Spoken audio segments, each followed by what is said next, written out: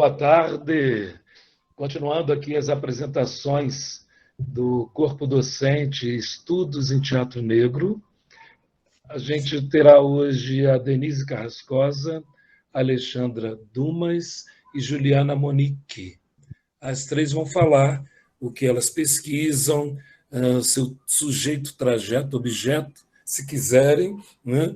E basicamente é se apresentar. Lembrando que o que a gente está fazendo é tentar conhecer um pouco mais esses artistas pesquisadores para montarmos juntos e juntas o nosso plano de trabalho. Então, agora, eu vou pedir para a professora Denise Carrascosa se apresentar aqui para a gente, falar das suas ideias, o que ela pensa, o que ela faz, para onde caminhamos, para onde podemos caminhar. Denise, bem-vinda. Obrigada, professor Lico. Boa tarde a todas e a todos. Me sinto muito acolhida e muito bem chegada e bem-vinda. Isso faz parte do afeto de vocês, da competência também, principalmente do espetáculo, né?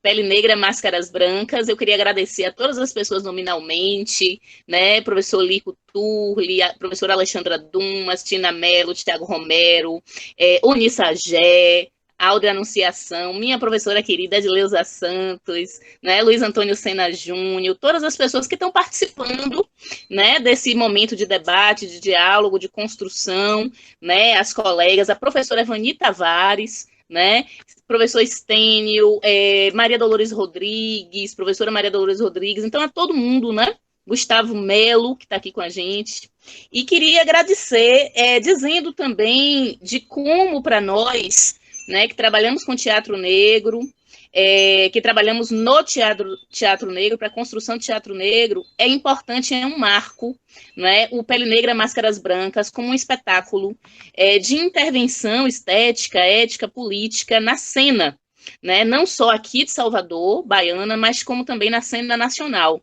Então, lembrar um pouco daquela ocupação que foi feita, né, no Teatro Castro Alves num domingo de 2019, com um público inacreditável de milhares de pessoas, sessões diferentes tiveram que ser feitas para dar conta da expectativa e do desejo do diálogo com esse teatro negro, a partir do espetáculo Pele Negra, Máscaras Brancas, né?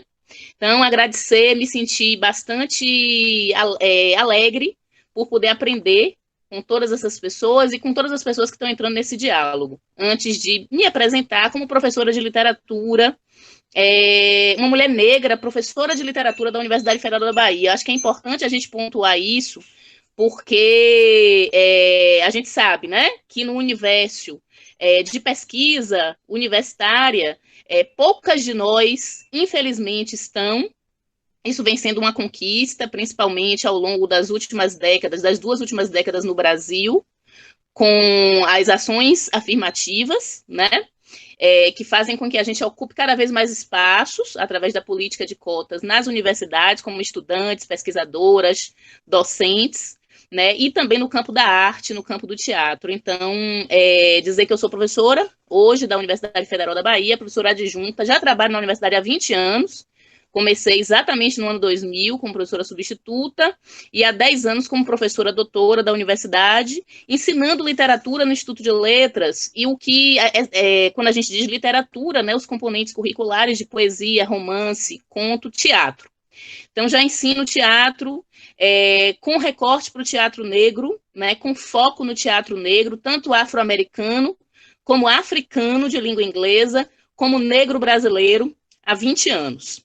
Então, essa é a minha relação, digamos assim, mais institucionalizada ou mais pública com teatro. Há 10 anos, eu e outras pessoas, não é, que hoje compõem um coletivo, uma organização de mulheres negras, nós começamos a construir um trabalho junto a mulheres que estavam em situação de encarceramento, que estão em situação de encarceramento, que é uma situação, inclusive, que é preciso deixar registrado, que nos preocupa muito nesse momento da contaminação, da pandemia, né, da Covid-19. As pessoas encarceradas, daqui a pouquinho a gente vai falar um pouco sobre isso também no outro debate público posterior. E nós, então, construímos um coletivo chamado Corpos Indóceis e Mentes Livres. E é um trabalho que atua dentro da Penitenciária Feminina da Bahia, o chamado Conjunto Penal Feminino, junto a mulheres sentenciadas, portanto, mulheres que estão cumprindo pena na Penitenciária Feminina. E é um projeto que trabalha. Construímos uma biblioteca, essa biblioteca se chama Mentes Livres, ela foi inaugurada em 2013 para operacionalizar através da leitura, né, de literatura, principalmente literatura negra, de autoria feminina negra principalmente, mas não só. Nós queríamos operacionalizar e conseguimos um processo de remissão de pena pela leitura, né, que foi autorizado legalmente, e para isso a instituição tinha que ter uma biblioteca como instrumento. Então, nós construímos essa biblioteca e, paralelamente ao processo de leitura, a gente também trabalha com escrita criativa artística. Quando a gente concebe a noção de literatura a partir de uma perspectiva negra, a partir de uma perspectiva afrocentrada, a gente está pensando essa literatura em conexão com o corpo negro. Então, num sentido expandido, essa literatura para nós é também movimento, é dança, essa literatura para nós é provérbio, né? Essa literatura para nós é teatro, né? Essa literatura para nós é poema, então é cinema. Então, ao longo desses 10 anos, a gente vem, junto com mulheres negras que estão em situação de encarceramento, e muitas delas já saíram da situação de encarceramento e continuam nesse processo de coletivo Corpos Indóceis e Mentes Livres, nós trabalhamos com a construção de textos artísticos, a partir de textos escritos, mas também a partir de textos corporais. Essa experiência coletiva de mulheres, principalmente mulheres negras, e que também, num ou outro momento, inclui homens, né, de orientações sexuais as mais diversas também, né, essa questão das identidades para nós e das experiências subjetivas a partir das plataformas identitárias também é muito importante. A gente vem construindo alguns processos e produtos, né?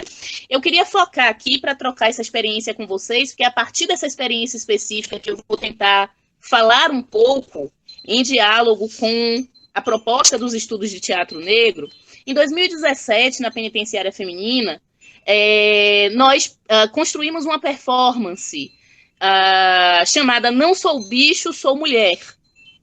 Essa performance foi filmada, nós temos o registro, não é? E temos o registro do texto também, e aconteceu numa situação muito específica, e eu vou aqui ao longo da minha fala desvelando, desdobrando e contextualizando a ocorrência dessa performance, da qual nós temos registro, que nos ensinou, essa experiência nos ensinou a todas, nós trocamos muito em relação a esse pensar e fazer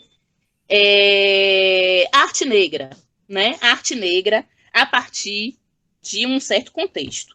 Bom, eu comecei dizendo dessa minha relação do teatro institucional, como professora, mas também como uma ativista, né, uma mulher negra ativista que está na luta antirracista, principalmente a partir da pauta anticarcerária.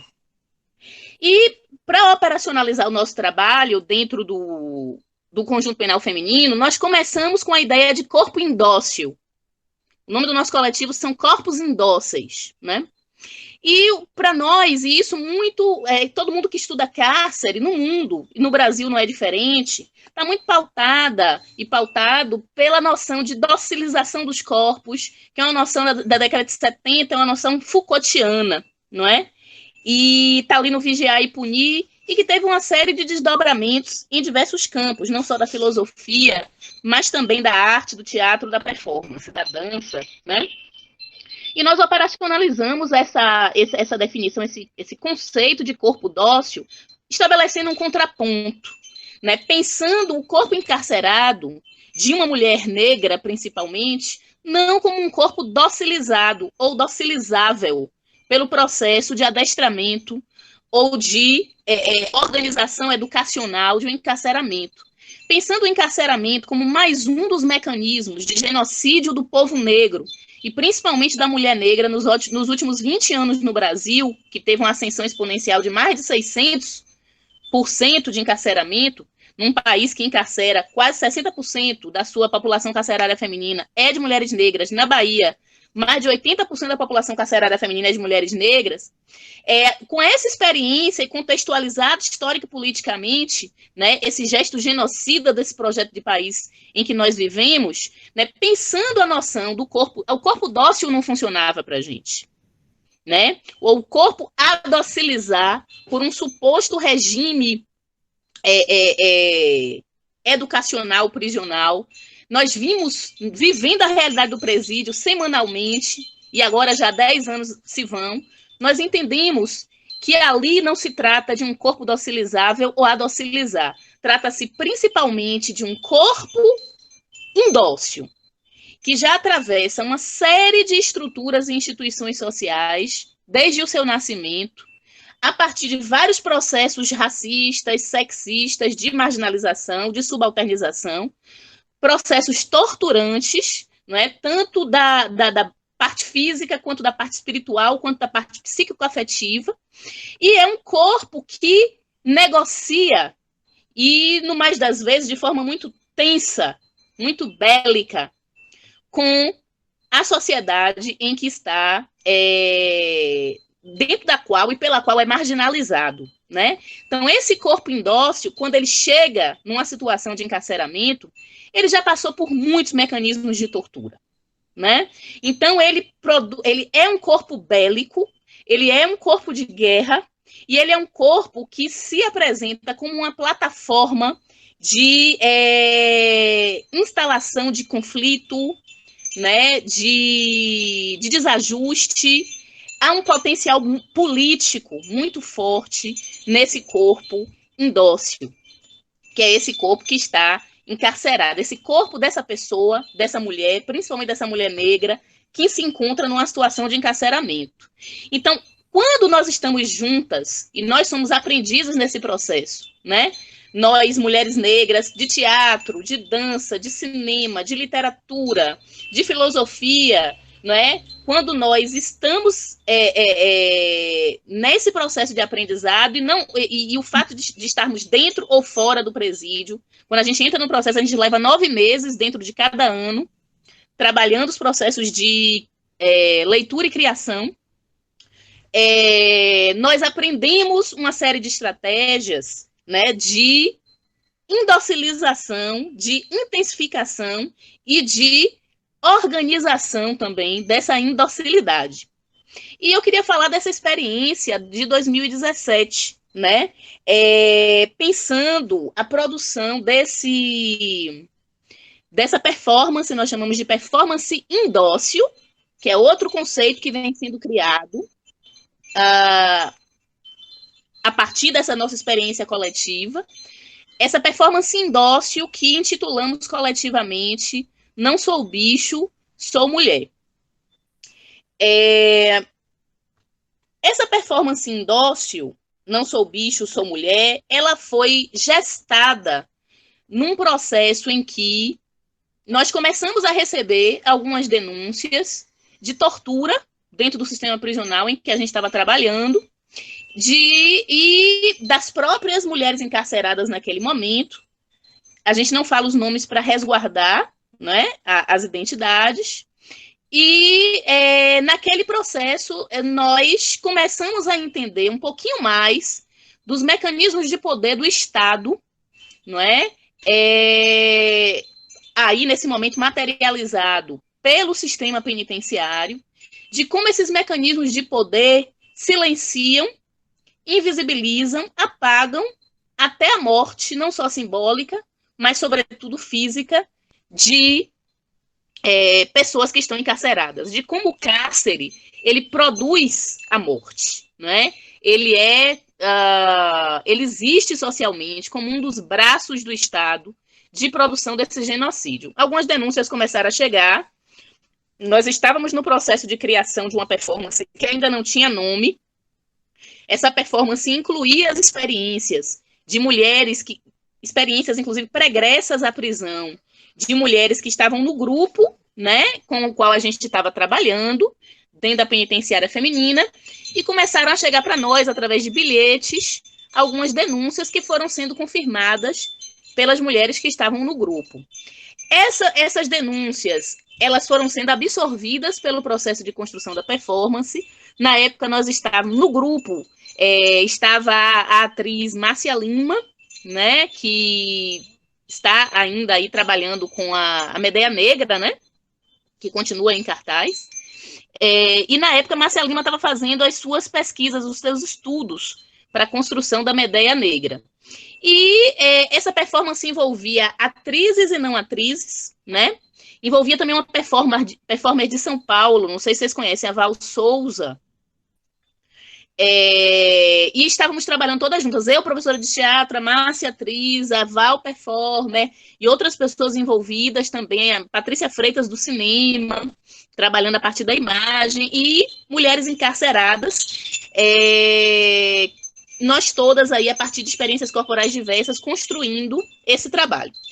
E essa denúncia de uma mulher que estava no chamado castigo, né, na chamada tranca, e dos maus tratos ao seu corpo físico naquele momento, pelo sistema prisional, chegou e aquilo foi transformado, aquilo azeitou.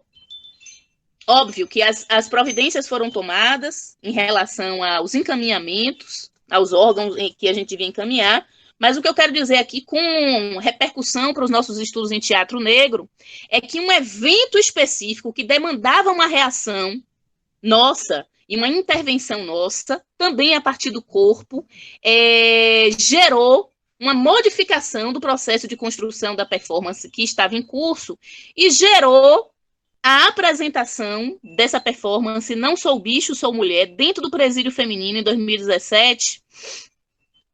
E essa apresentação aconteceu para uma série de pessoas que foram convidadas também, autoridades de determinados órgãos públicos, como a própria Secretaria de Administração Penitenciária, Ministério Público, Defensoria Pública, a própria Secretaria de Justiça, as autoridades de direção penitenciária, agentes penitenciários e outras, tantas mulheres que estavam presas naquele momento, estavam encarceradas, e gerou essa performance Não Sou Bicho, Sou Mulher, gerou uma repercussão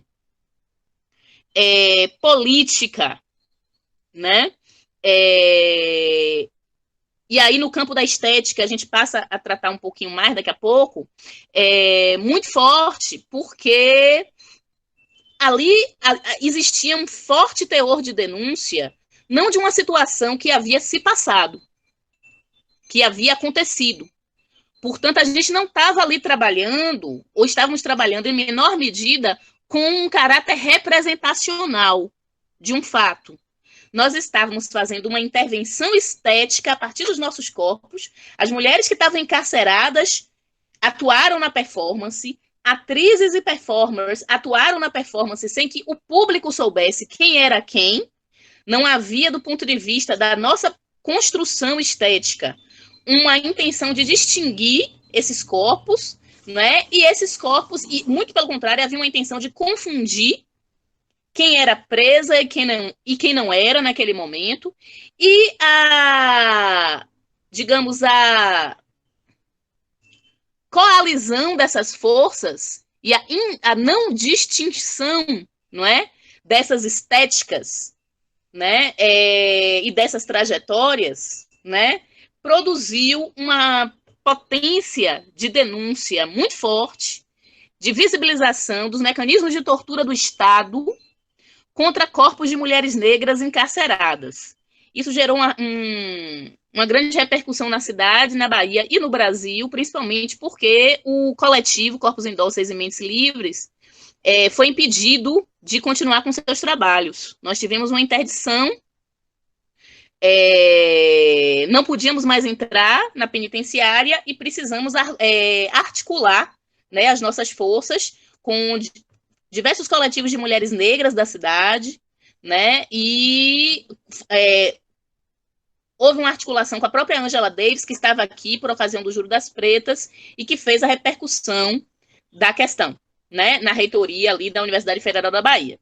Então, isso demandou de nós depois uma reunião ampla com o Ministério Público, Defensoria, na Secretaria de Administração Penitenciária, a própria Conceição Evaristo, que é parte do coletivo Corpos Indóceis e Mentes Livres, e é uma autora estudada também, esteve nessa reunião, então, com artistas, pessoas de organizações políticas, né, estiveram nessa reunião junto à Secretaria de Administração Penitenciária, para que essa atividade, que é uma atividade legal, né, que produz remissão de pena, dentro do presídio feminino, retornasse com seus trabalhos. Foi um processo muito complicado, muito tenso, de embate com o Estado, né, que na nossa concepção é um Estado genocida, encarcerador, portanto, inimigo do povo negro, né, e nesse momento a gente está vendo, diante da epidemia de Covid-19, nós vemos que os corpos mais atingidos, os corpos mais vulneráveis, são os corpos desprotegidos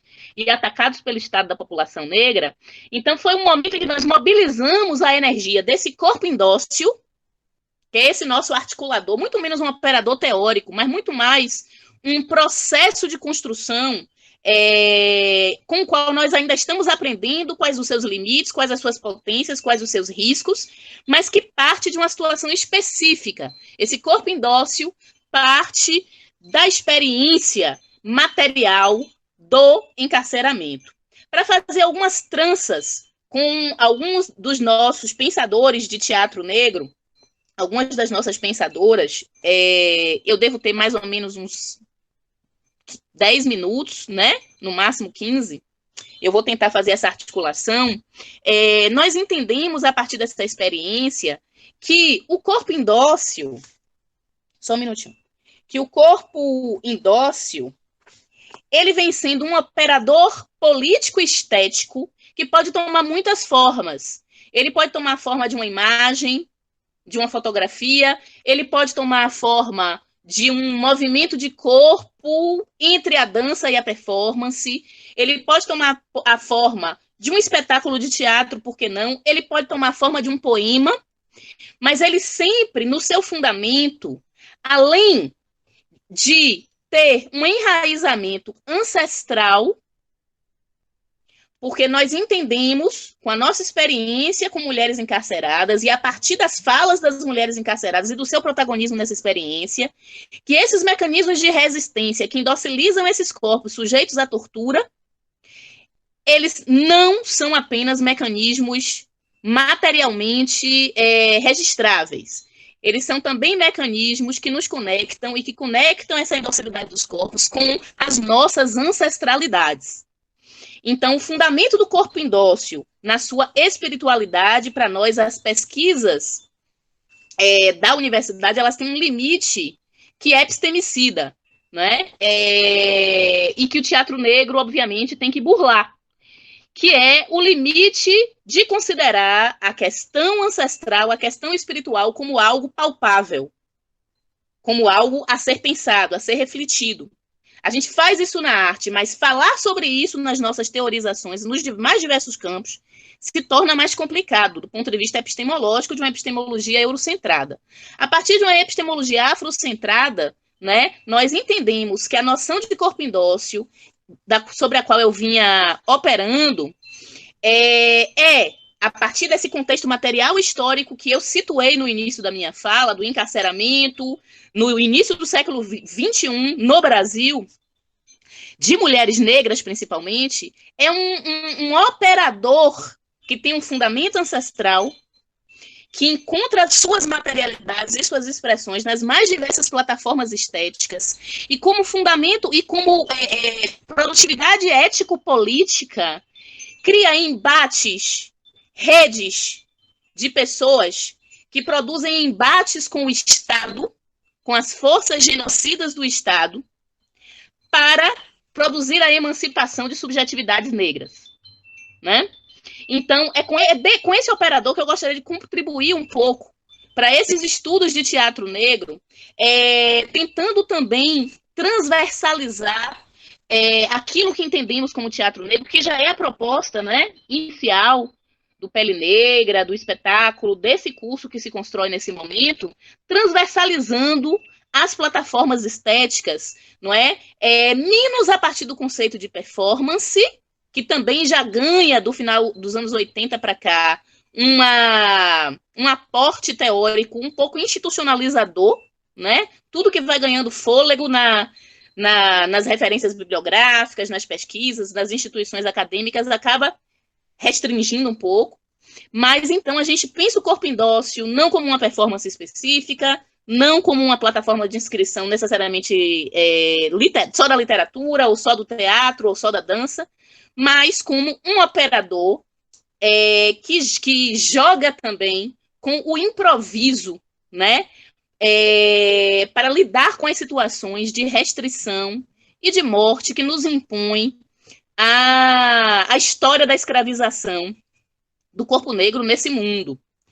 Eu queria situar também, né, do ponto de vista teórico, uma relação do pensar esse corpo indócil e do fazer esse corpo indócil com o que eu acabei de dizer, quando, para nós, a Leda Maria Martins, eu acho que é uma referência geral, né? Mulher negra no Brasil, que é uma precursora nos estudos de performance, que é uma precursora nessa relação entre performance e teatro negro. Eu estou aqui com A Cena em Sombras, né, que é uma das nossas, não vou dizer bíblias, um dos nossos livros sagrados, e tem um parágrafo que eu gostaria de citar aqui nessa fala para deixar registrado. A professora Leda vai dizer, né, o teatro negro tece-se em uma performance que não se separa do cotidiano, mas que a ele se alia na apreensão mesma da realidade. E veja que não é representação, né, da realidade. A partir dessa teatralidade, dos seus signos constitutivos de reconhecimento, pode-se repensar o sentido de um teatro que não se subordina ao texto dramático convencional e, acima de tudo, pode-se rever a percepção do próprio texto dramático que se destina à representação em um palco convencional. Pensar um teatro negro, em uma acepção estrita, demanda, portanto, a compreensão e o reconhecimento desse arcabouço teatral que funda a própria experiência expressiva do negro, sem reduzi-la a um agrupamento de textos elaborados por escritores negros ou reunidos por uma temática racial. Então, para além da centralização ou da subordinação a uma teatralidade formal, qual seja ela, não é? De que escola venha, de que metodologia venha, não é? Pensar a experiência negra, o corpo negro que produz uma plataforma de expressividade, não é? Significa pensá-lo cotidianamente, na sua inserção no cotidiano.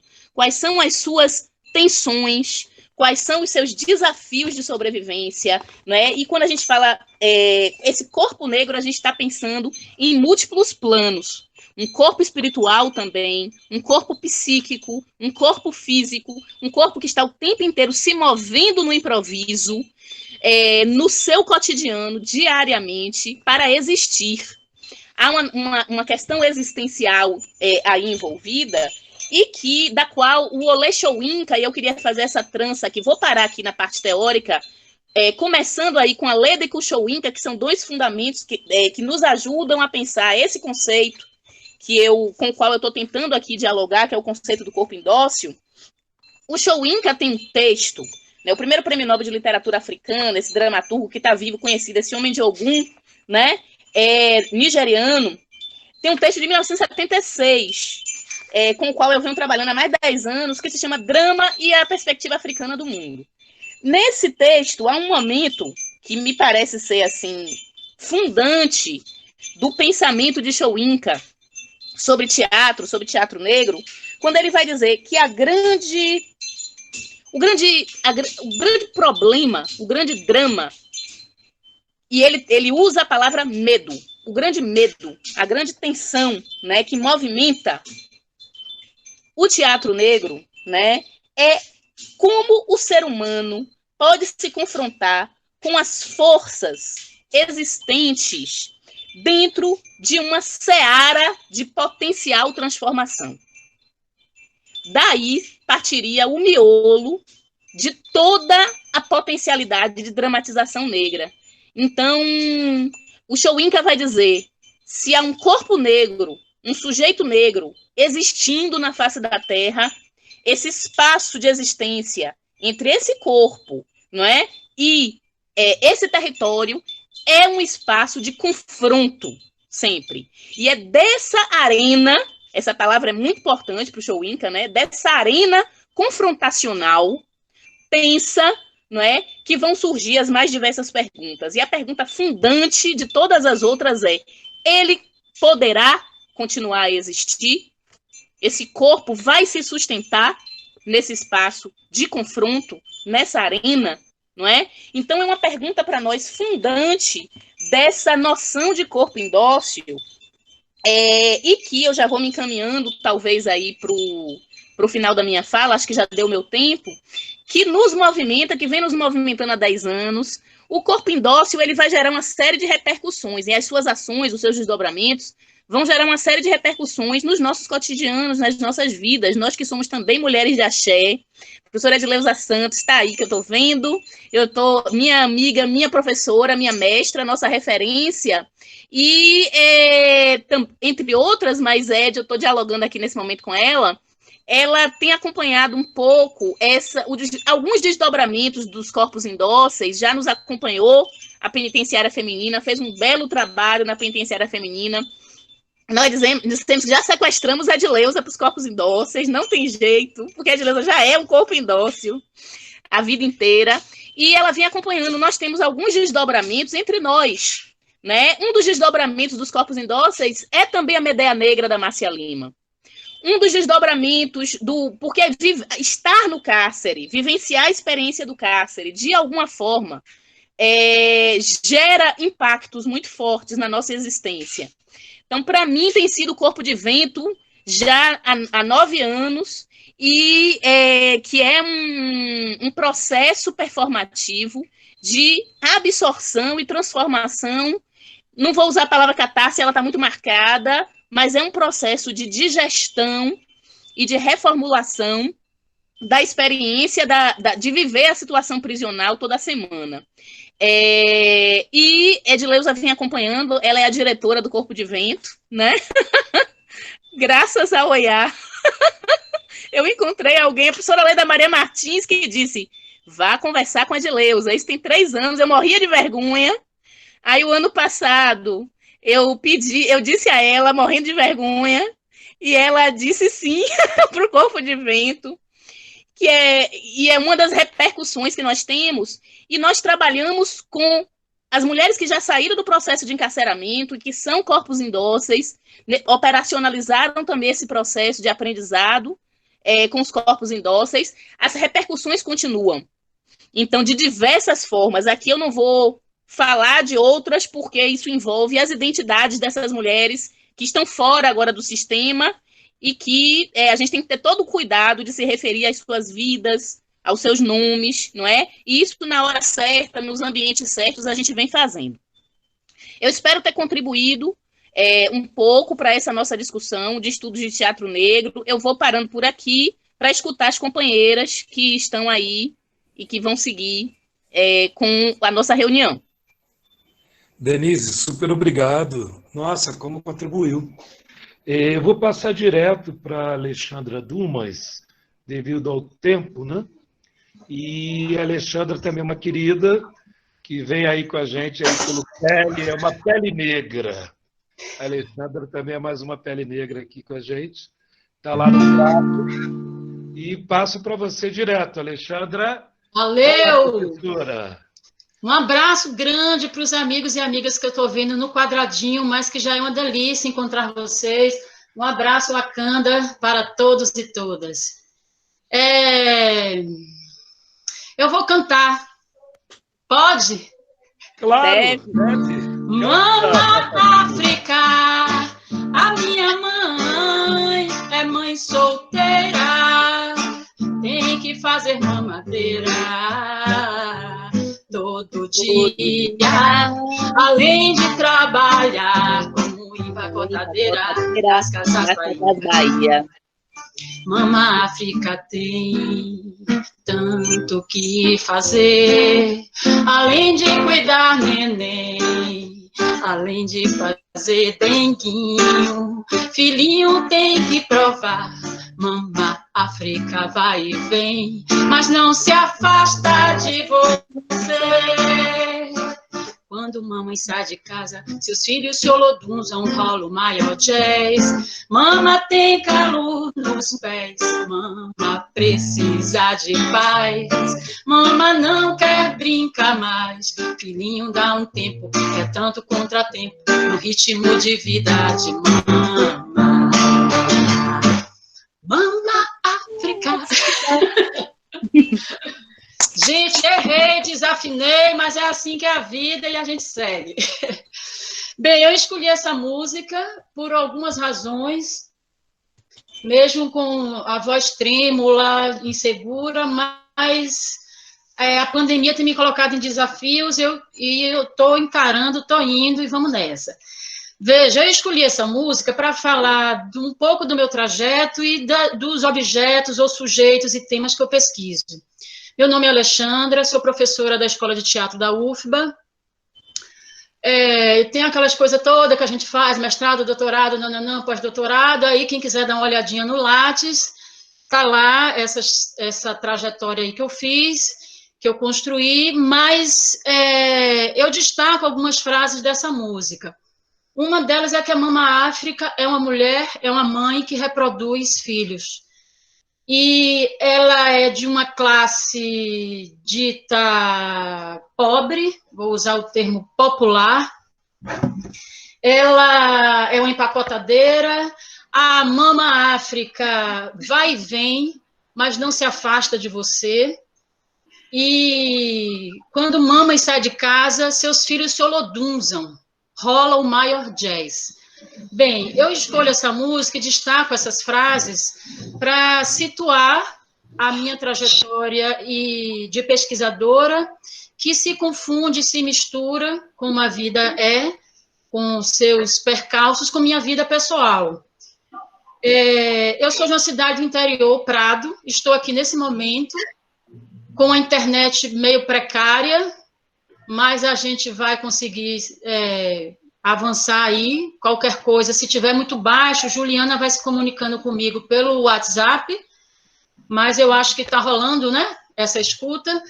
E nessa cidade, uma cidade pequena, massa, Denise, nessa cidade pequena, onde as coisas acontecem muito na rua, no espaço aberto, nas festividades onde há aglomeração, a deliciosa e saudosa aglomeração. Francis, um beijo para você. Morrendo de saudade de dar aula, mas isso aqui segura a onda. Então, essas festas de rua, aqui é uma cidade que não tem teatro, como muitas e muitas cidades do interior do Brasil, muitas e muitas cidades do interior da Bahia.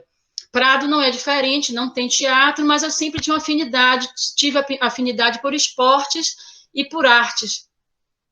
E o lugar de arte aqui era o lugar desses festejos populares. E uma grande maioria com a matriz africana, com a matriz indígena, mesmo que supostamente escondida, por conta do processo, né, de extermínio das culturas e das pessoas negras e indígenas. Temos aqui uma região com cerca de 7 comunidades Pataxó, da etnia Pataxó, e eu tenho isso na minha história também. E então esses festejos, a luta de mouros e cristãos, a festa de São Benedito, o reizado, o Bumba Meu Boi, que aqui chama Boi Duro, foram festas preponderantes na minha formação estética, e seguramente isso influencia na escolha profissional, quando eu me vejo diante daquele momento fatídico. E agora, José, e agora o que é que vamos fazer na vida, né? A escolha da profissão. Então, o teatro, ele entra na minha vida por esses lugares da porta de casa para fora, da rua, do vizinho, inclusive Pataxó, que era o mouro na festa, e aquele corpo franzino virava aquele grande capitão, ou aquele grande embaixador. Então, esse meu imaginário foi construído com base imaginário estético, e eu estou chamando cênico, teatral com ressalvas, mas aí eu falo mais adiante, e isso influencia nas minhas decisões profissionais, porque o meu campo de pesquisa hoje está está inserido de mim e dessas coisas também em mim, da minha própria vida, de festejos dos chamados folguedos, mas como muitos denominam, autodenominam, brincadeiras. E são essas brincadeiras que, mesmo não sendo, ou talvez, o teatro negro, eu trago aqui na tentativa também de problematizar o que a gente chama de arte, o que a gente chama de teatro, e como a gente chama essas brincadeiras, muitas de forte caráter cênico, com multiplicidade de linguagens, música, corpo e gestualidade, dança, e principalmente no teatro, como isso é visto como um puxadinho escondido. E minha militância, o ativismo político, é de pensar e problematizar as questões das relações e sistema de poder dentro da própria arte, porque de forma, às vezes, conveniente, eu não estou falando da dança, de forma conveniente, ou de forma distraída, ou de forma intencional, ou de forma elitista, coloca essas celebrações, esses fenômenos, num lugar do folclore. A antropologia faz, né, fará, quem sabe um dia não, muitas dessas abordagens, onde essas brincadeiras são o que é o exótico, o que é o não arte, ou, enfim, a valorização inclusiva de classe. Desses festejos ou brincadeiras que eu pesquisei, e aí eu falo da luta de mouros e cristãos, do Prado, que acontece na região, tem um escondido do indígena ali, com esse mouro, considerado um infiel a ser catequizado. No doutorado, eu pesquiso o Alto de Floripes, em São Tomé e Príncipe, na África, e atualmente eu pesquiso comunidades quilombolas, 2 especificamente, numa pesquisa intitulada Samba Sergipe, que é o samba de pareia. Inclusive, quem quiser, ou quem não viu, quem quiser ver um documentário, chama Nadir da Mussuca, que eu fiz com a liderança quilombola, que é a dona Nadir, uma mulher incrível, difícil que só, mas incrível, maravilhosa. Eu queria ser ela, mas, né, não se pode ser muita coisa nesse mundo.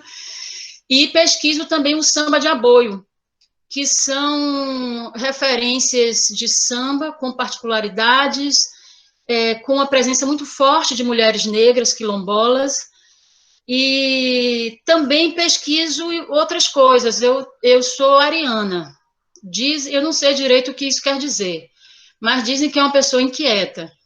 E aí, como eu sou professora da licenciatura em teatro, é o lugar que eu gosto e é da minha formação, e faço questão de pertencer a esse lugar, porque é um lugar diminuído dentro da formação da escola de teatro, geralmente, por conta de ser o pedagógico, e não, a priori, o artístico. Mas, enfim, vamos avançar, porque o tempo é curto, eu quero muito ouvir Juliana e o bate-papo com vocês. Vamos deixar as tretas para depois. Então, esse lugar da licenciatura, eu também desdobro essas pesquisas que eu faço. Eu digo que é pesquisa, mas, na verdade, eu vou para lá, porque eu gosto de beber e gosto de sambar, e eu amo estar nesses lugares. Aí eu digo que é pesquisa para conseguir a licença, para ficar lá uma semana compartilhando vidas, corpos, ensinamentos, total imersão. Então, eu também, quando Bolsonaro foi eleito, deixa eu bater na madeira, eu me desesperei. E aí eu vi que as comunidades quilombolas, eu assim, caramba, esse povo vive aqui num perrengue eterno, absoluto, e sambam. E aí eu me senti, a culpa cristã, judaico-cristã, que nos forma, que me formou, que eu tento me desvencilhar dessa desgraça e ainda não consigo, diz que ser feliz é culpa, né? Os santos são tristes, o cristianismo prega isso para os outros, né? Para os subalternos, subalternizados. E aí eu comecei a ver e pensar isso como um atravessamento metodológico de prática pedagógica no ensino de teatro, de pensar algumas categorias. Uma delas é o quilombo, que muitas vezes, ou se aquilombar, Beatriz Nascimento é musa, referência absoluta, como Leda Maria Martins, citada por minha querida amiga Denise, e também entender que essas pessoas são minhas referências teóricas, essas pessoas do Quilombo são minhas referências teóricas, dentro do que Nego Bispo do Quilombo do Piauí fala do conhecimento orgânico, o conhecimento aplicado na vida. Atualmente, a pandemia me deixa com urgência de vida. Eu não quero que as pessoas morram, eu não quero que o mundo acabe, enfim, aquela catástrofe anunciada nos cinemas americanos, que a gente já passou por essa fase, não sei, eu passei por essa, mas de pensar o que essas pessoas historicamente fizeram e ainda fazem para sobreviver, para enfrentar as grandes adversidades, as pesadas e cruéis adversidades que historicamente foram impostas aos nossos corpos negros. E aí, o se aquilombar é uma categoria que eu penso de estar junto. Então, nas aulas de teatro que eu dou na Universidade Federal da Bahia, eu tento pensar o quilombo como um operador conceitual. O que é estar junto, o que é pertencer, o que é se fortalecer dentro de uma coletividade. Muitas vezes o quilombo foi visto como covardia, fuga, mas fugir do problema também é uma forma de enfrentamento do problema, é uma saída do problema. E eu comecei também a perceber essa questão do aquilombamento como fuga e como ajuntamento, pertencimento. Comecei a perceber também o que Muniz Sodré chama de alacridade, que é uma potência do viver, uma potência de energia que pulsa e que te leva para estar na vida, em formas de ritualizações coletivas e etc.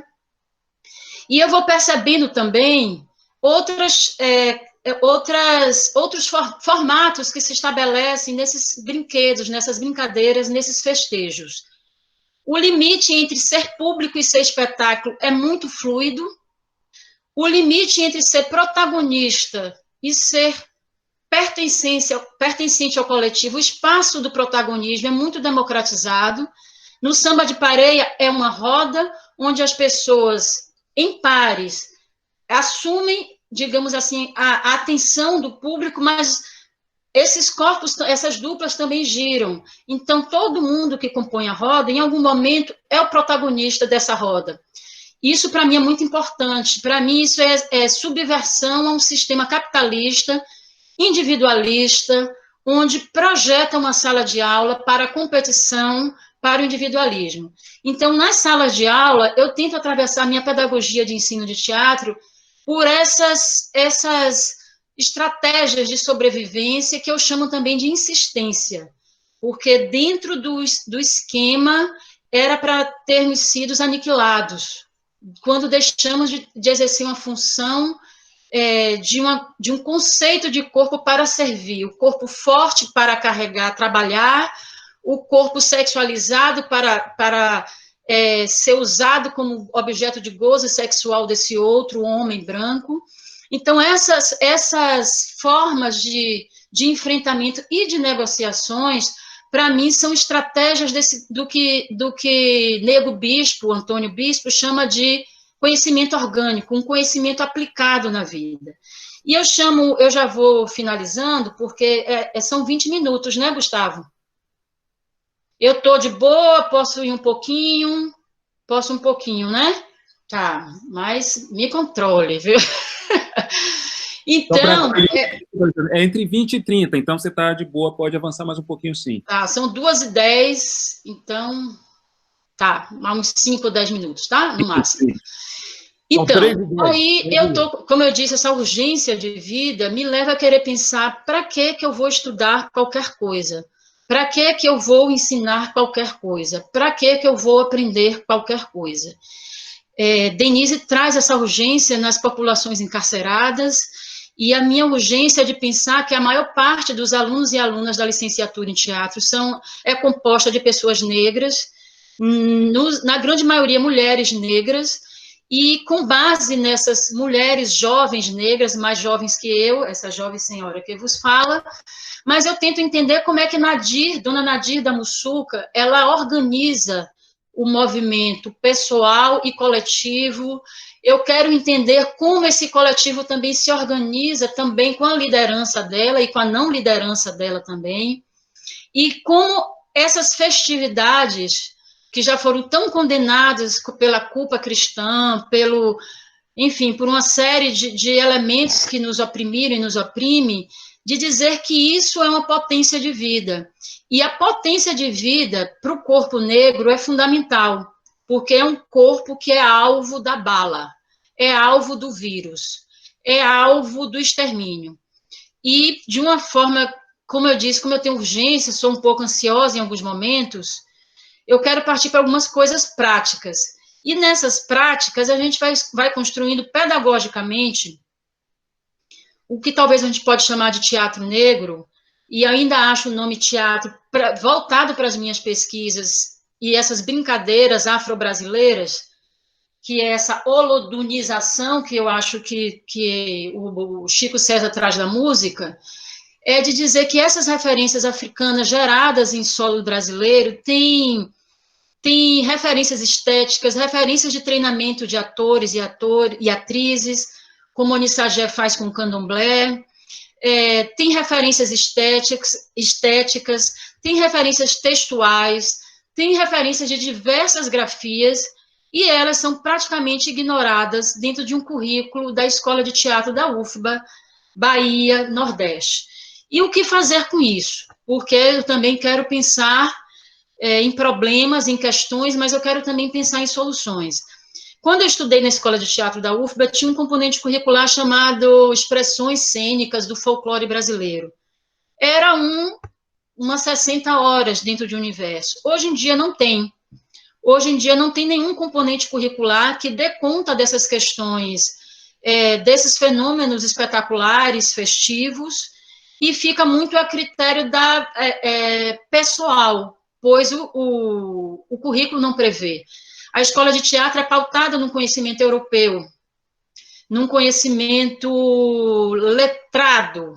Então, esse corpo esse corpo que dança, que movimenta, que é complexo, que se contradiz, inclusive, por conta das negociações feitas, esse corpo é praticamente descartado. E, para mim, eu assumo aqui algumas fragilidades pessoais de pensar essa relação de poder, dessa suposta inferiorização, suposta não, colocada inferiorização dessas estéticas afro-brasileiras, populares, folclóricas, como queiram denominar, de pensar que como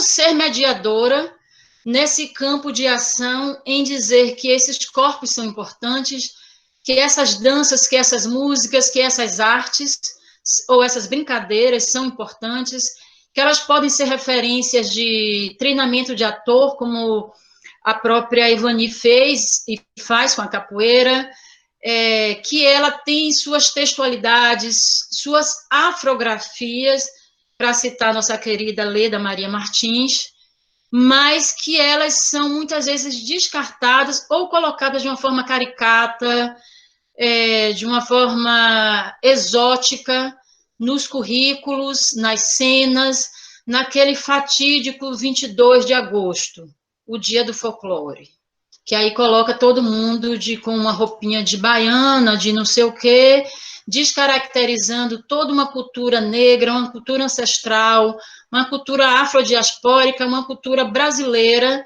afro-brasileira nesse contexto. Então, assim, vou já partindo para os finalmente, eu fico realmente preocupada com o tempo, porque eu acho que o diálogo também de volta pode ser importante, mas, de fato, eu estou concluindo, sem drama, que né, o tempo. Mas, veja, de pensar estratégias de currículo. Eu fiz um projeto de pós-doc, mas que eu acho que não funcionou, e aí eu modifiquei, que era pensar como essas pessoas ensinam e como elas aprendem, e como eu pensar nisso na grade curricular do ensino de artes na escola, no ensino fundamental, médio e tal. É muito difícil tirar do contexto ou repensar e colocar 50 minutos dentro de uma sala de aula, mas, enfim, mas ainda assim eu acho que esse é um desafio. são estratégias metodológicas que eu levo para a sala de aula, de pensar como estar junto, de pensar como a potência de viver pela lacridade, pela alegria, pelos rituais, como necessidade de enfrentamento e de nos ressignificarmos como corpos negros potentes, políticos, estéticos. Meu dilema, que eu ia colocar muito brevemente, é de pensar que esse sistema de poder do teatro como uma categoria ou como um atravessador europeu, colonizador, como isso não ser um instrumento, mesmo que inconsciente, já que ele me forma, um instrumento inconsciente de poder da intelectual, da doutora, frente a essas celebrações, a essas potências ou essas teatralidades. Esse é sempre um desafio que eu levo, inclusive, na orientação dos trabalhos de meus alunos e alunas, em pós-graduação, em graduação, que esse desafio permanente e constante, essa autoobservação do sistema de poder que a gente faz parte como universitários e acadêmicos, voltados para corpos negros em comunidades quilombolas e que realizam suas festividades, suas teatralidades. Então, é isso, por enquanto. E como é a palavra de ordem? Emorio! Emorio! Super, super, valeu, Chandra. Diretamente lá do Prado, aqui para a nossa live. Devido ao tempo, passar direto para a Juliana também. Tá, Juliana? Por favor, pronto. Juliana Monique, por causa do tempo, você já fala e se apresenta, se auto-apresenta também. Perfeito. Bom, boa tarde. Eu sou Juliana Monique, sou atriz, diretora, produtora, e agora estou me usando também a escrever mais, para a área do teatro. Sou licencianda em teatro pela UFBA e também faço mestrado em educação e contemporaneidade na UNEB, que é onde eu vou construindo aí algumas narrativas que eu vou compartilhar com vocês aqui. Basicamente, minha pesquisa ela vai se debruçar sobre empreendimentos econômicos negros, e sua relação com a cultura afro-brasileira. Então, buscar essa conexão entre o fazer da pessoa negra e essa ancestralidade. E aí, na perspectiva do curso, talvez alguém me pergunte assim, o que tem a ver, assim, diretamente? Mas aí, dentro dessa perspectiva dos estudos em teatro negro, além de pesquisar e de construir teatro negro, eu tenho uma categoria, eu gosto de destacar essa categoria, que é a economia da cultura, e dentro da economia da cultura, além das manifestações, outras manifestações, performance, dança, enfim, eu tenho também a perspectiva do teatro negro, que ela vai se apresentar como uma categoria teórica e metodológica, no sentido de identificar e caracterizar os processos estéticos e poéticos com a ancestralidade africana e que vão perpassar esses corpos negros. Então, nesse sentido, eu trago na pesquisa o aspecto do território africano reterritorializado, e aí é incrível que a fala de Alexandra aí abre um caminho, porque ela vai falar dos quilombos, então esse território africano reconstruído, ressignificado aqui, e aí é importante trazer um elemento que a própria Beatriz do Nascimento aponta, que ali entre o final do século XVI e início do XVII, a gente tem os povos de Angola criando movimentos de resistência contra os espanhóis, mas aqui no Brasil a gente está se organizando quanto o quilombo de Palmares, que chama Angola Janga também. Então aí você tem uma conexão que você não tem a comunicação desses povos, mas esses povos estão criando resistências muito similares. E o que eu vou chamar de relação ancestral, que mesmo não sendo colocada né, mesmo que não se construa pela comunicação, mas ela vai trazer essa referência. E assim eu vou também entrelaçando essa minha pesquisa de empreendimentos econômicos, né, do povo negro, com a minha experiência de atriz, né? Eu começo a fazer teatro para me ver em cena, para me colocar em cena, para trazer narrativas que eu acredito ou que estavam ali no meu subconsciente que eu gostaria de falar. E aí eu comecei a perceber que todas as minhas construções, ela trazia um elemento identitário, né? Então, eu trazia dentro dessas experiências de teatro a perspectiva do quilombo, do ajuntamento, mas também dentro dos processos. Então, eu via nessas construções a dança, a poesia, os atabaques, sempre estavam permeando esses processos. E aí, você vai percebendo um entrelace, né? A professora Evani falou na última lá. Este curso é um empreendimento de pessoas negras, justamente para manter o seu processo identitário ao longo dessa construção. Então, eu vou apresentando, né, a experiência quanto atriz, mas também pensando como o nosso fazer ele vai se reverberar numa prática de teatro negro, e aí a gente vai trazendo, dentro desse teatro negro, a gente vai trazendo a perspectiva do teatro de comunidade, do teatro periférico, do teatro quilombola, do teatro de movimentos sociais, que são todos, né, que tem o seu elo nesse grande guarda-chuva, mas que também vai dialogar com a experiência desse teatro negro poético estético que a gente vem construindo através das pesquisas. E aí é justamente quando, na prática, eu vou sendo levada a perceber que um fenômeno social, e aí que eu considero ser uma experiência profunda do sujeito negro, né, que é a escravidão, e foi uma fala anterior de Gustavo, que a gente, por mais que não esteja experienciando neste momento a escravidão legalizada nessa contemporaneidade, mas que ainda está vivo nesse nosso subjetivo.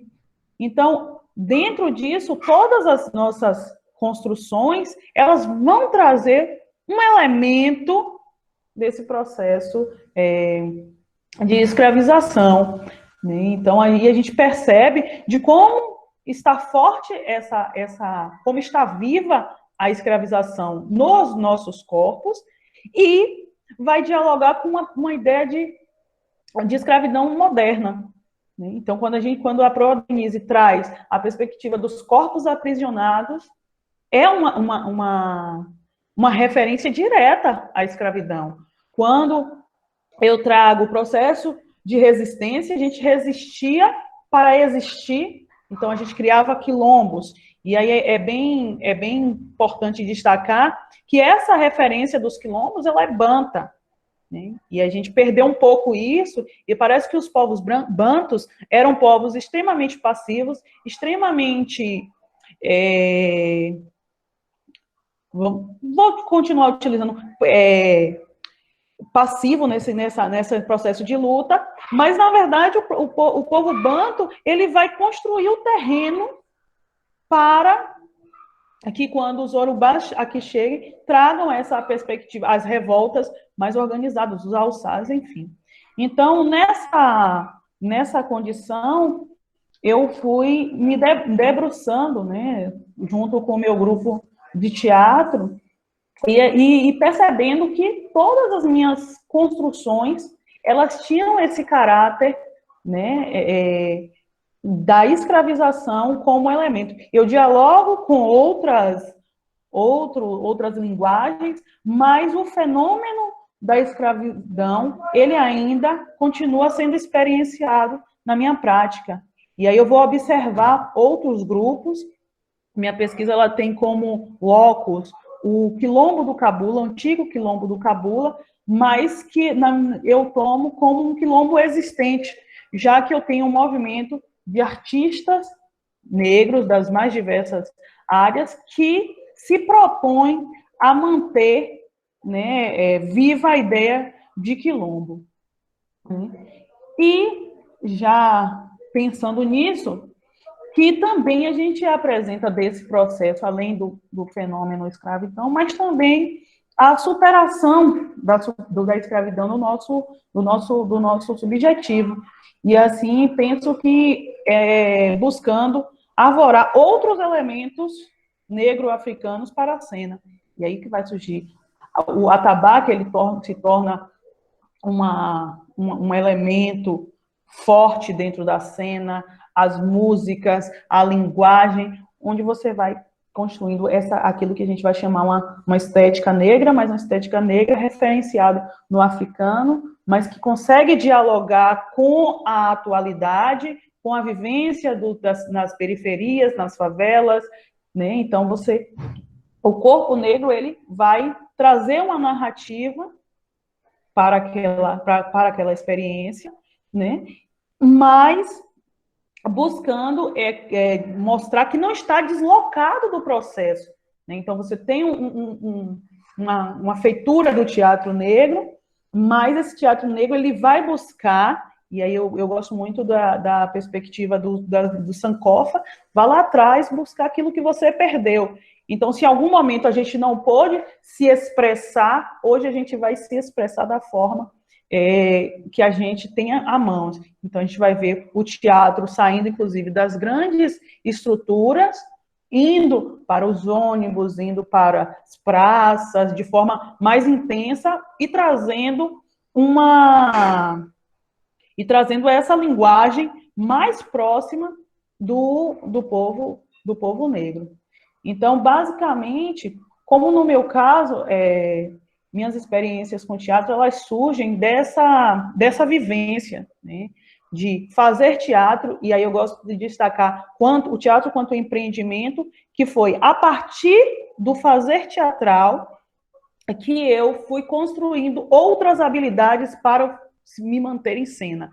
E aí eu estou falando de aprender a produzir, aprender a escrever, aprender a dirigir. Então, eu vejo como uma estrutura de grandes ramificações, porque o artista, ele por si só, ele não é polivalente.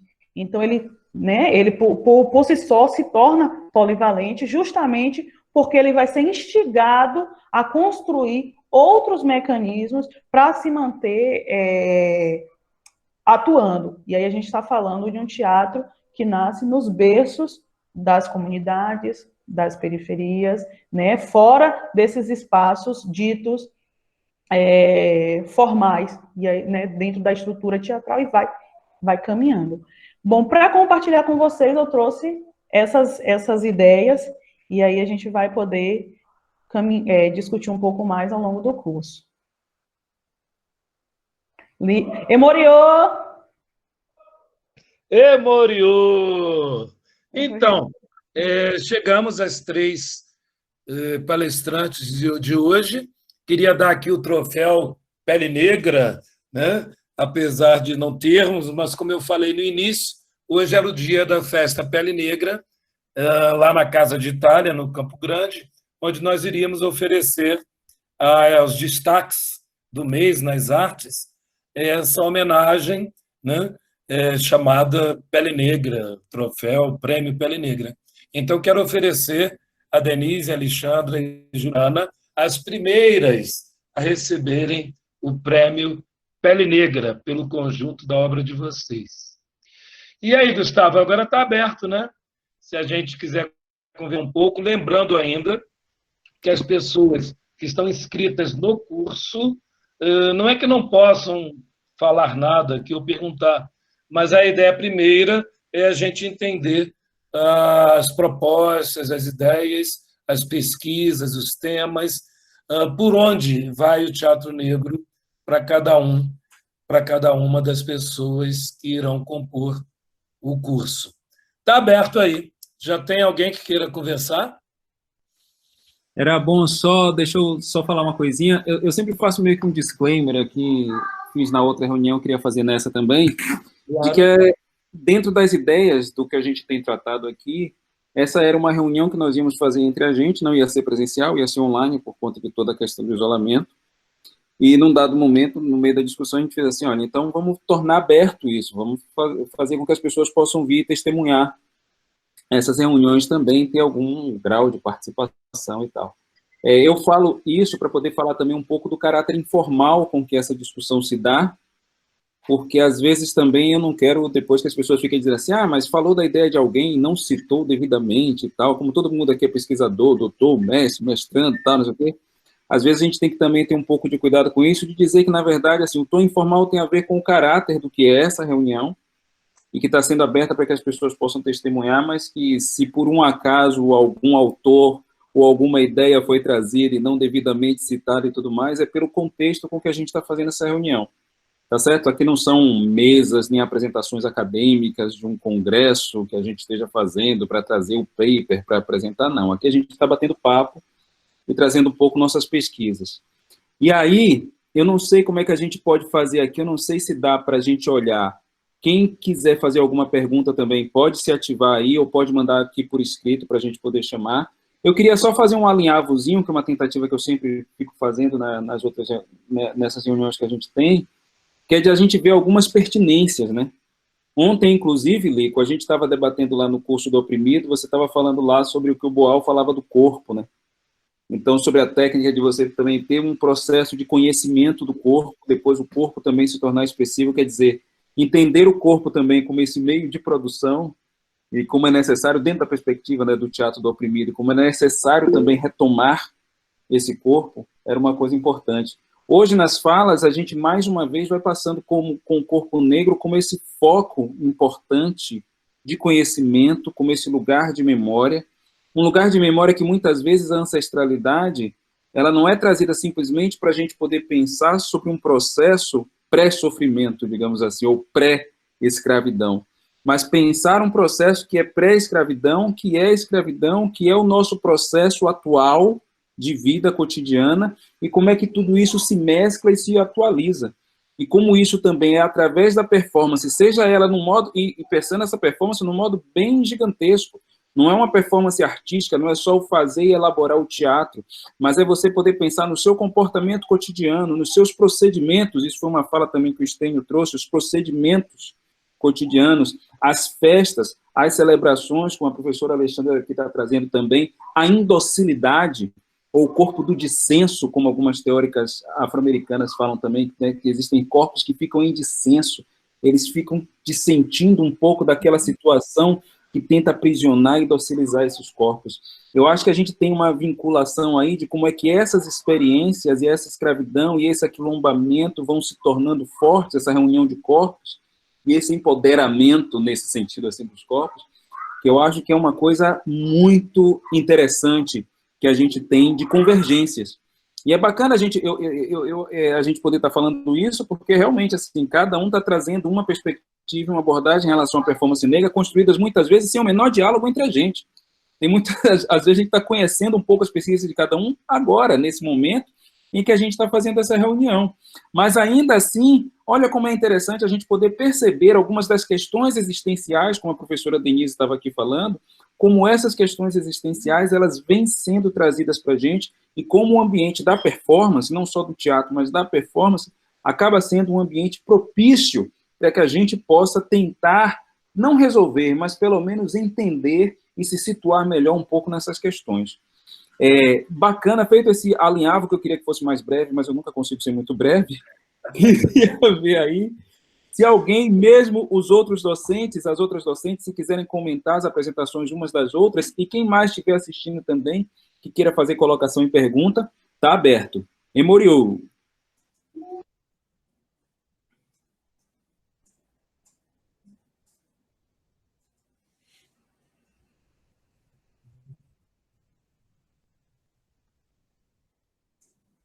Tá cheio aqui, mas ninguém fala, rapaz.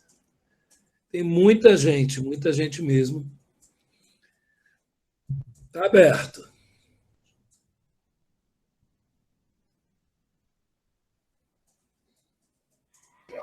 Acho que a professora Edileuza...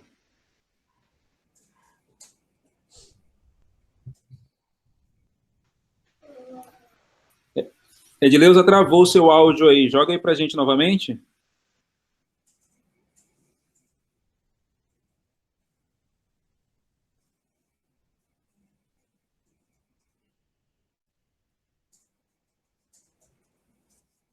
Não está chegando, não.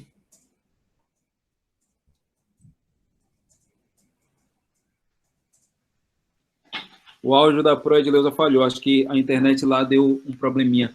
Enquanto isso, deixa eu só fazer tentar responder uma das perguntas que está colocada aqui, que é uma pergunta mais das questões nossas mesmo de procedimento, que, assim, a gente estava conversando aqui no início de que a gente estava pensando até em formas de fazer seleção, né? Mas algumas pessoas da produção e daqui do staff, o pessoal disse assim, olha, esse é justamente o processo que muitas vezes nos elimina lá fora, né? Quer dizer, esses processos seletivos, muitas vezes são muito complicados, vamos tentar fazer uma coisa que a gente possa agregar o maior número possível de pessoas.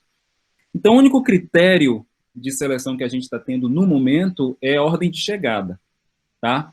Só para vocês terem uma ideia assim, o Lico estava falando aqui antes para as docentes que falaram agora, para vocês terem uma ideia, a gente já está com cerca de 900 pessoas inscritas. O nosso limite será 950. Então, estamos nas últimas vagas das quase 1000.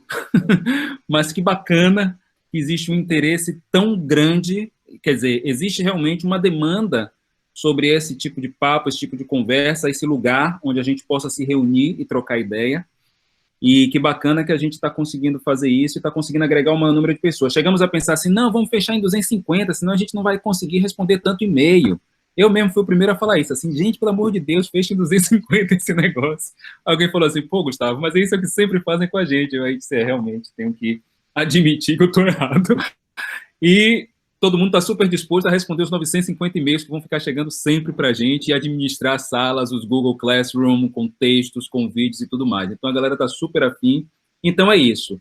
A gente não vai ter um critério de seleção, a não ser a questão de ordem de chegada. Quando bater 950 inscritos, aí realmente a gente já não vai poder admitir mais ninguém. Tá certo? Professora Edileuza, tá melhor agora? Vamos ver se dá para a gente pegar seu áudio. Emoriou!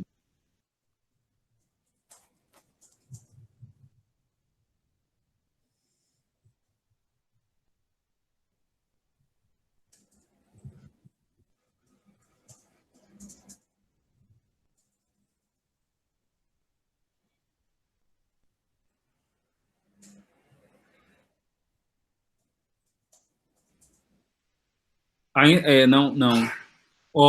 Antes da gente começar, a gente estava te ouvindo tão bem. Poxa. Edileuza, eu vou aí na tua casa, porque toda vez você não consegue falar. Gente. Olha o isolamento social, Lico, sossega. Eu queria falar uma coisa, enquanto Edileuza, meu bem, você me permite eu ir falando enquanto ajeito o seu áudio? Olha a mãozinha dela, meu Deus. Bem, são questões que não fala, né, lá no final de Pele Negra, Máscaras Brancas, fazer de mim sempre uma pessoa, um homem. Aí eu mudo por pessoa, mulher que questiona. E na peça, a Audrey Anunciação traz a frase, o que quer o homem negro, o que quer a mulher negra. E eu acho que essa pergunta é sempre pertinente, o se perguntar, ou nos perguntarmos, sobre também essas denominações, ou os nossos desejos, os nossos quereres. E eu acho que essa questão mesmo do teatro negro, esse reconhecimento dessa... É mais do que uma adjetivação, mas desse posicionamento de se dizer um teatro negro, ou seja, que se diferencia, que se reconhece numa alteridade de ser um outro, ou de ser uma também metodologia de insistência de vida, e eu acho que o Ileaê é um exemplo de que eu não posso sair no seu bloco de branco, de ricos, então eu crio o meu bloco com a minha forma de funcionar.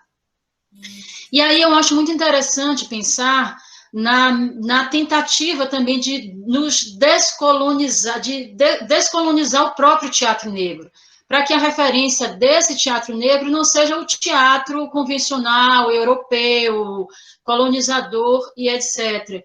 E isso é um desafio, nos criticarmos, sendo que estamos dentro desse caldo cultural teatral e elitista e convencional que nos forma. Então, me parece que a gente está sempre num duplo embate, né? Leda Maria Martins fala do duplo, e nesse embate a gente se afirma nessa... É muito pouco falar categoria, mas nesse lugar de teatro negro, ao mesmo tempo que, ou seja, criamos nossos quilombos, nossos pertencimentos, mas também furamos e atravessamos outras barreiras que também tanto nos oprimem como também nos abraçam. E isso é sempre um desafio, dialogar com esse pertencimento, com essa necessidade, com esse querer de pertencimento, mas, ao mesmo tempo, nesse jogo de entender que nós estamos em mundos e em cosmos teatrais, esses outros que também nos formam, que são hegemônicos dentro dos editais, dentro das políticas públicas e etc. Então, eu fico muito nesse permanente jogo de crítica de repensar essas estratégias, de buscar essa liberdade, de buscar o pertencimento, mas também de romper com essas formas, com esses jeitos que eu não quero ser, mas que de alguma forma eu pertenço. Enfim, eu fiz um devaneio para dar o tempo de Adileus aqui nos agraciar com sua bela voz e importantes reflexões. Emoriou! Emoriou. Quem mais, gente? Quer? Edileus, quer tentar mais um pouquinho? Fale aí para a gente te ouvir, para ver se sai sua voz. O microfone dela não dá como bloqueado. Vou até bloquear o meu. Bem, quem quiser, pega aí.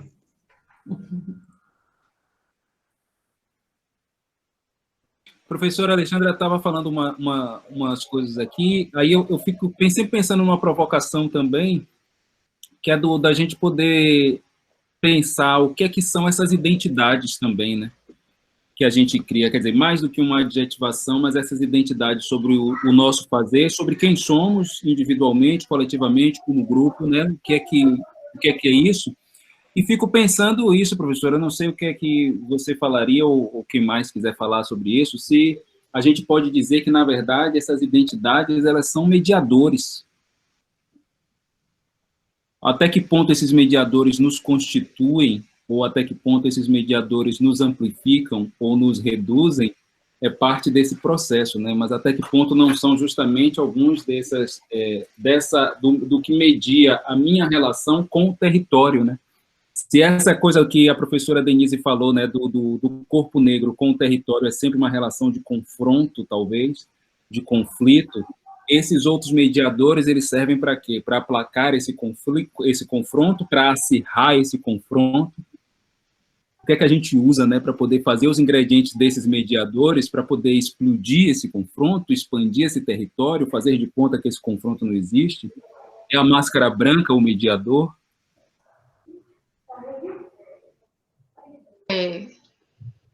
Passo já para a Denise, mas eu vou só complementar aqui. Eu conversando com a professora Leda Maria Martins, a partir, inclusive, Gustavo, da provocação que você levou para a aula de teatro da diáspora, eu espero que tenha alunos aqui assistindo, você falou do afropessimismo, lembra? Numa aula lá na UFBA. Eu fui comentar isso com Leda e falei alguma coisa do afrofuturismo também. E ela, de uma forma muito veemente, estávamos num ambiente informal, tomando uma cervejinha, e aí ela falou, mas, Alexandra, o afropessimismo não é dos povos afrodiaspóricos, a gente está usando de novo a referência branca, como referência, para nos guiar, para nos referenciar. Ela, falando da referência do Congado, né? Ela ali não tem pessimismo. E outra coisa, o futurismo, a relação com o tempo não é esse, né? Da sequência, da sequencialidade de horas, de dias. Então, assim, é muito difícil a gente pensar fora do que nos forma. Por isso que eu acho importante o que quer o homem negro, o que quer a mulher negra, o que é que nós queremos para o nosso conceito de corpo. O que é que a Abdias já faz, o que é que nossos ancestrais já fazem dentro do teatro, das comunidades quilombolas, de samba, e por aí vai. Então, assim, é um desconstruir, reconstruir permanente, estado permanente de vigilância, e não só de enfrentamento para mim. Para mim também, eu acho que a realidade que Denise traz de pesquisa traz essa leitura, porque é um ambiente muito forte de corpos oprimidos e etc., a pesquisa que ela traz, que é uma pesquisa, inclusive, incrível, dentro do que eu já conheço, e, ao mesmo tempo, eu pesquiso comunidades quilombolas, que têm vidas difíceis, mas que têm um outro jeito de existir, que, por mais que dialogue com esse universo que estamos nele, do colonizador e etc., mesmo reverenciando os santos e santas, tem um outro jeito de ser, um outro jeito de pensar tempo, um outro jeito de pensar vida. E aí Leda me desequilibrou, no melhor sentido, de dizer que o afropessimismo não é do nosso povo preto, que isso é, mais uma vez, a gente percorrendo, e aí eu lembro também daquela metáfora que você traz, como se estivéssemos sempre correndo, e Fanon fala, o destino é sempre branco, né? E estamos correndo, mas sempre ele vai se afastar. Ele dá a falsa ilusão de aproximação, seja alisando o cabelo, seja ocupando um cargo de poder, enfim, colocando as nossas máscaras brancas, mas como você trouxe, me apresentou essa metáfora, a gente sempre vai correr e dar a falsa ilusão de chegar, mas num dado momento vai dizer, lo siento, não dá. Então, quando Leda falou isso, e eu penso nas comunidades quilombolas, que às vezes não tem o que comer, que não tem esgoto, que não tem não sei o quê, mas que pescou um peixe e dividiu aqui, e que é uma outra forma de enfrentamento político. E em algumas circunstâncias eu até penso, nossa, na arrogância, né, intelectual daqui, da minha, e que eu me deparo e quero me transformar, é de dizer que as negociações também são as estratégias dessa insistência de viver, né? Mas, enfim, foi só para dialogar também com o que você já trouxe lá naquele passado, que foi interessante, e nisso a gente vai fazendo surgir, como diz o Anissagé, o poeirão da memória. Memoriou, passo a bola.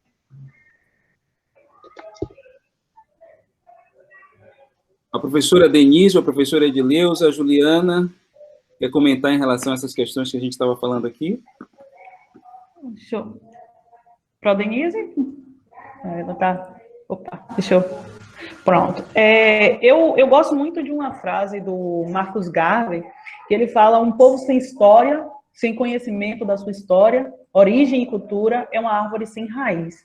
Eu acho que dá muito pano para a manga aí, para a gente pensar que a gente está construindo, né, se reconectando. A necessidade hoje para a nossa autodeterminação é justamente reconstruir essa nossa história. Reconstruir como? Resgatando. Então, por isso que quando a gente fala... Tem uma briga epistemológica aí sobre essa questão da identidade, vai ser idêntico a quê? Você quer... Vários questionamentos, mas que a gente, hoje, quando busca a identidade negra, né, colocar todo mundo nesse bolo e dizer que todo mundo é igual e que todo mundo é da mesma forma. Mas que a gente vai buscar, por exemplo... nossa capacidade de se reconectar com um irmão que está lá no outro lado do continente, sabe? Na África, por exemplo, em algum espaço da África. E aí eu gostei muito da fala de Alexandra, quando ela traz essa ideia que tem algumas questões que não são nossas, né? E hoje, o meu aprofundamento nas pesquisas em África, eu tenho dialogado muito com o Cheikh Anta Diop, quando ele vai trazer que a gente tem, o africano, ele tem um outro berço, né? O berço africano, ele é totalmente diferente desse berço ocidental, branco, masculino, e aí ele destaca duas características que são incríveis, que é a solidariedade e a inclusão. São estruturas matrigeridas, né, vamos dizer assim, matriarcais, mas que essa figura feminina, ela faz dá esse tom, né, à africanidade, a essa essência de povo. Então, o Cheikh Anta Diop, quando ele traz essa perspectiva de dividir, que o nosso tempo é outro, nossa experiência com a história é outro, nosso tempo de desenvolvimento é outro, é extremamente importante para demarcar que senão a gente está em um mundo branco, repetindo a estrutura branca, dialogando com a estrutura branca, e não rompe com isso. Então, essa identidade é justamente, nos aprofundamos na nossa história, né, na nossa origem, e aí é muito bacana, algumas pessoas têm conseguido fazer né, o exame de sangue, descobrindo, eu sou Balanta, eu sou da Nigéria, e isso é muito incrível, porque isso vai reverberar na sua forma até de lidar com o mundo, de lidar com as suas práticas, né, de colocar a sua arte para se expressar. Então, eu penso muito, muito nessa construção, né, dessa identidade a partir... eu repito, sim, eu falei do Cheikh Anta Diop, né, que ele vai tratar no livro A Unidade Cultural da África, e falei, a frase é de Marcus Garvey, né, que é um grande representante panafricanista, ele que constrói essa ideia da nossa autodeterminação. A gente se reafirmar como povo, e se reafirma como povo através da nossa identidade.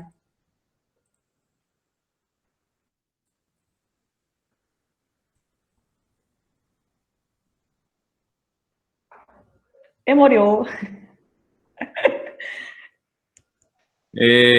Gente, antes de eu falar uma coisa, a professora Denise voltou, vamos ver se ela vai falar alguma coisa com relação a esse tema. Chegou pelo correio, acabou de chegar, finalmente, meu diploma de doutorado. Uhul! Parabéns, doutor Melo! Quase um ano, mas agora que chegou pelo correio, foi tanto problema para fazer as autenticações lá, que agora que ele está chegando. Olha, bacana, Alexandra. Eu já tive alguns debates também com a professora Leda Martins sobre essa, mas, na verdade, por conta do afrofuturismo, né? Que é uma coisa também que eu curto pra caramba. Até porque, mas a gente tem perspectivas realmente bem distintas. Eu acho que nas aulas que a gente for passar aqui, aquelas sobre as quais eu vou falar e o modo como eu percorro minhas análises, eu vou voltar bastante ao afropessimismo, tentar destrinchar um pouco o que é essa ideia e como é que eu acho que ela pode ser uma ideia potente para o que a gente vai falar sobre investigação estética no teatro negro, sobretudo quando a gente vai pensar num espetáculo como Pele Negra, Máscaras Brancas, sobretudo quando a gente vai pensar em Fanon, né? O afropessimismo, na verdade, se desenvolve muito a partir de Fanon. Mas, enfim, sim, professor, eu estava fazendo aqui uma brincadeira e umas provocações também com relação à questão da identidade, a identidade como algo mediador na nossa existência, e aí estava passando aqui a palavra e a galera estava fazendo uns comentários. Não sei se você chegou a ouvir ou se caiu a ligação e se queria falar alguma coisa sobre isso. Emoriou. Escutei. Edileuza conseguiu voltar? Ainda não. Talvez a título de considerações finais, porque eu estou vendo que a gente está correndo para o fim, 2 minutinhos, agradecendo a possibilidade da participação, do aprendizado mútuo. Eu consegui acompanhar os diálogos até aqui, né? Todos eles, e queria dizer o seguinte, que entendo que nesse gesto nosso, que nunca é só duplo, de inscrição nessa cifra civilizatória que é eurocentrada, que constitui tanto aquilo que é cidade e que é periferia da cidade, né? Que é centro e que é margem, em que nossos corpos, quase sempre, majoritariamente inscritos naquilo que se considera margem, que se operacionaliza como margem, a gente sempre, esses corpos da gente vêm com muitas ferramentas, nus, e ao mesmo tempo, essa nudez, ela é carregada de muitas ferramentas, né? Uma delas constitui esse nosso processo de reflexão teórica, que quer queiramos, quer não, faz parte de um jogo eurocentrado, que é de dar nomes, nomenclaturas, estabelecer redes de referências, precisar criar identidades, estabelecer mediadores de comunicação de pensamento. E esse jogo civilizatório, ele é eurocentrado. A gente está jogando num tabuleiro de peças que não fomos nós que inventamos. É uma das nossas ferramentas, né?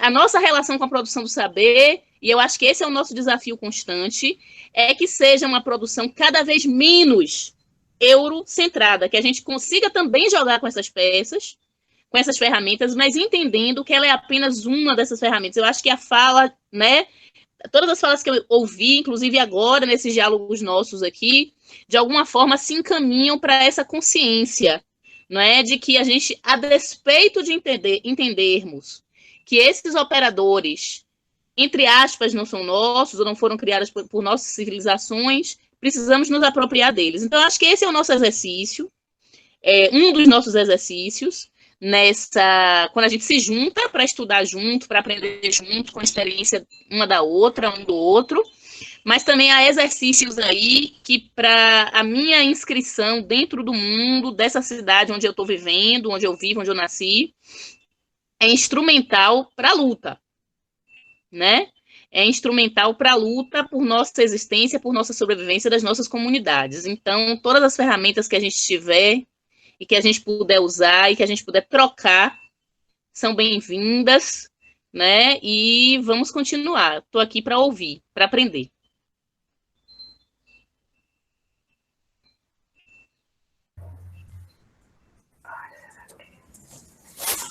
É isso, gente?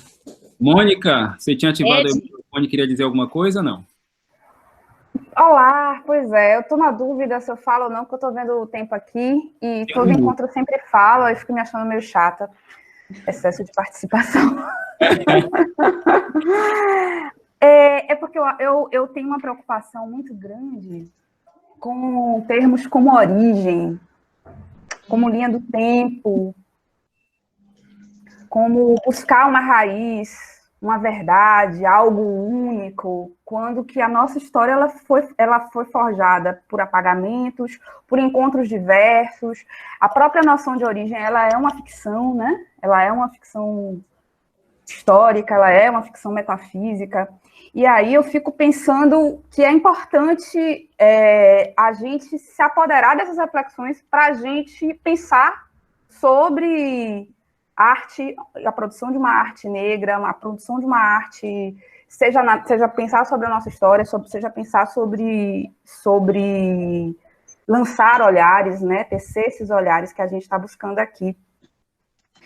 E aí, nessa discussão sobre identidade, eu acho que só uma sugestão, um texto que eu vejo poucas vezes as pessoas falarem dele, que é um texto do Moni Sodré, do Pretos e Claros e Escuros.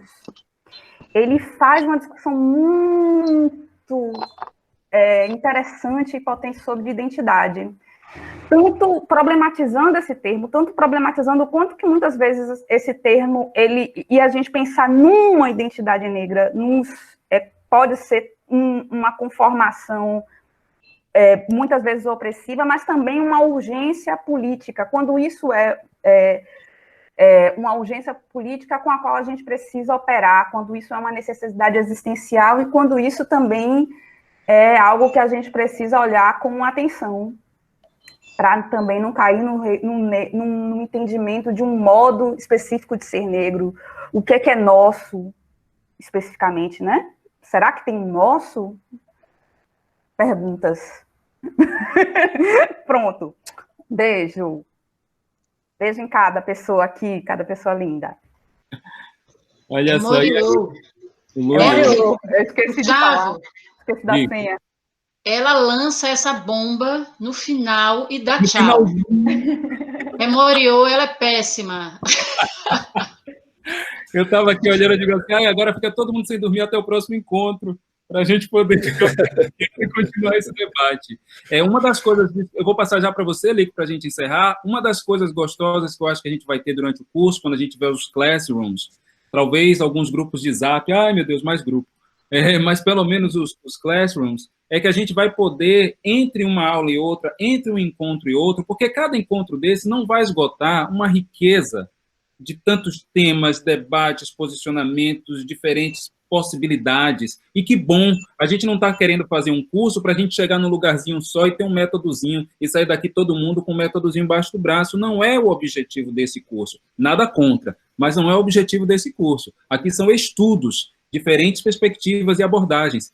O Classroom vai ajudar isso para quem tiver inscrito, que for estar lá sinalizado dentro de uma dessas salas, vai poder estar lendo esses textos que a gente está mencionando aqui, a gente faz o upload lá, as pessoas leem, debatem entre um encontro e outro, e isso vai reverberando e cada um vai se apropriando disso de uma maneira diferente para poder aplicar dentro da sua própria pesquisa e seu próprio trabalho. Acho que esse que vai ser um dos grandes baratos, que a Mônica vai fazer essas coisas de vez em quando, tenho certeza de jogar essas bombas na hora que a gente está terminando a transmissão. Estou passando para você, Lico. Moriu. Só despedir mesmo, agradecer e lembrar que na quinta-feira a gente encerra esse ciclo. O Tiago Romero, que está aqui, Edileuza, que está aqui, né? A nossa irmã queridona Onissagé e eu. A gente vai fechar esse ciclo e no dia 5 a gente começa o curso. Só isso, agradecer mesmo, pedir desculpas às questões tecnológicas. Nós não somos, não temos, né, esse aperfeiçoamento ainda, mas a gente chega lá. É só isso, Emoriô, beijos, Pele Negra, prêmio para todas vocês hoje, mais uma vez. Eu repito, porque a festa era hoje. Eu vou tomar uma em homenagem. Emoriô, valeu, gente. Até a próxima. Deixa eu só falar aqui comentar, já que está gravado, né? A fala da Francis, né? Francis Salles. Gostaria de parabenizar a potente explanação das professoras, pesquisadoras que se apresentaram. A fala da Alexandra Dumas sobre o conceito de aquilombamento representa muito esse lugar, quilombo virtual, que estamos construindo enquanto ferramenta de aprendizagem. Parabéns para a Thelma e parabéns para nós, ansiosa pelo curso. E só mais uma outra fala da Andresa Cristina. Primeiramente, quero agradecer aqui a possibilidade desse compartilhar. A professora Alexandra Dumas colocou a questão da pandemia, potencializou um sentimento, e eu tenho urgência de vida. E eu me vejo nesse caminho que há muito tempo me mantive apática por mim e disponível para as urgências dos outros. Hoje, eu só penso o que tem me movido. Sou uma mulher preta, afro-amazônica, e esse território tem muita influência sobre mim. Questões históricas, culturais e pessoais. Eu quero pesquisar mais sobre isso, né? É só para registrar algumas falas aqui do pessoal. Um abraço, Emoriô! Tchau, gente. Alguém mais quer dar tchau, despedir? Estamos fechando. Tchau, vamos, África! A do pé, o do pé. Toca aí, Alexandra, para a gente se despedir. A minha mãe é mãe solteira e tem que fazer mamadeira todo dia, além de trabalhar como empacotadeira nas casas Bahia. Beijo, Moriô! Obrigada, Lê. Obrigada, gente. Obrigada, amores. Tchau, tchau. Tchau.